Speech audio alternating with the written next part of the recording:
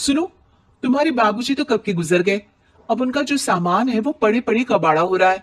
बेच ही दो, कुछ पैसे आ जाएंगे। बात तो सही है। अगले संडे फुर्सत में यही करेंगे। अगले संडे रोहित सारा सामान कबाड़ी को घर बुला के दे देता है।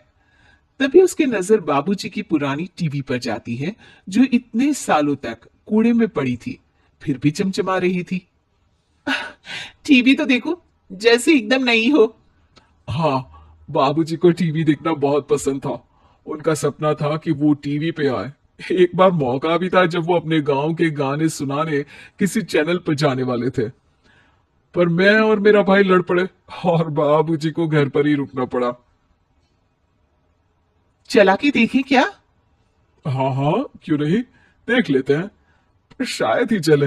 बाबूजी ने उस लड़ाई के दिन के बाद टीवी देखना ही छोड़ दिया था। टीवी चालू करने के लिए उसमें केबल वायर लगा दिया जाता है। एक न्यूज चैनल चालू हो जाती है। स्वर्ग की सीढ़ी के रास्ते हैं तीन, तीनों के तीन रास्ते हैं संगीन। पहला रास्ता है सांप की बीन, दूसरा रास्ता घर में बिछा कालीन, तीसरा रास्ता कलकत्ता से चीन। ये क्या बकवास खबर है, कुछ अच्छा लगा दो। अरे आप बोलो तो सही, कोई अच्छी खबर सुना देता हूं। मेरा तो काम ही खबर देना है। अरे बाप रे, टीवी बात कर रही है। हाँ, ये न्यूज वाला मुझसे। हाँ हाँ, आपसे ही तो बात करूंगा ना, आपके घर में हूं तो। अरे, ये सपना है क्या? तुम हमसे बात नहीं कर सकते? अरे सपना नहीं भाई साहब, ये टीवी जादुई टीवी है। बोलो, क्या खबर सुननी है, वरना ब्रेक लेने का टाइम आ जाएगा। सुप्रिया घबरा के टीवी बंद कर देती है। वो क्या था? अरे एक बार और चालू करके देखे, फिर से बात करेगा तो चैनल बदल देंगे। सुप्रिया फिर टीवी चालू कर देती है। अरे ऐसा कोई मुंह पे टीवी बंद करके जाता है क्या? मुझे बुरा लगा आपका नेचर। चाय पानी तो पूछो। सुप्रिया टीवी के बटन से चैनल बदल देती है। अब टीवी पर एक फिल्म चल रही है। अरे ये तो सूर्यवंशम है ना?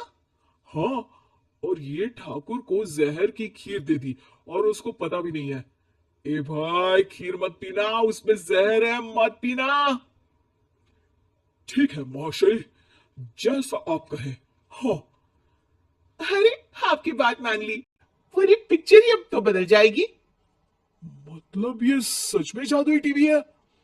तभी वहां कबाड़ी आ जाता है। भैया, टीवी के 150 रुपए दूंगा, चलेगा? अरे 1.5 करोड़ में भी ना दे तुमको ये टीवी हम। अरे 1.5 करोड़ खरीदने को होते तो तुम्हारे घर में ये पानी चाय नहीं पीता, अंबानी या टाटा के घर बैठा कोल्ड कॉफी पीता। रोहित कबाड़ी का हिसाब करके उसे वहां से चलता करता है और अपने भाई शशिकांत को फोन लगा के बुलाता है। शशि थोड़ी ही देर में वहां पहुंच जाता है। क्या हो गया भैया? अरे बाबूजी का टीवी याद है? हाँ हाँ, जिसमें घुसे रहते थे हमेशा वो, और अपने को कुछ नहीं देखने देते थे। अरे वो अब जादुई टीवी बन गया है। भैया, आपकी बकवास करने की आदत अब तक नहीं गई। अरे आपके घर में बच्चे हैं, अब तो बड़ों जैसी बात करो। रोहित जाके टीवी चालू कर देता है। टीवी पर एक जादू का शो हो रहा है जिसमें एक जादूगर है। अब मैं अपनी टोपी में से कबूतर निकालूंगा। श्रिंग ब्रिंग शॉरिंग बूम फूफा फूफी फूफा पाऊ। टीवी से कबूतर निकलता है और शशिकांत के सर पर आकर बैठ जाता है। भैया, ये क्या हो रहा है? भैया इसे उड़ाओ। ए कबूतर, जा जा, कबूतर चल निकल। अब मैं टोपी में से सांप। सांप सुनते ही शशिकांत कांप जाता है और भाग के टीवी बंद कर देता है।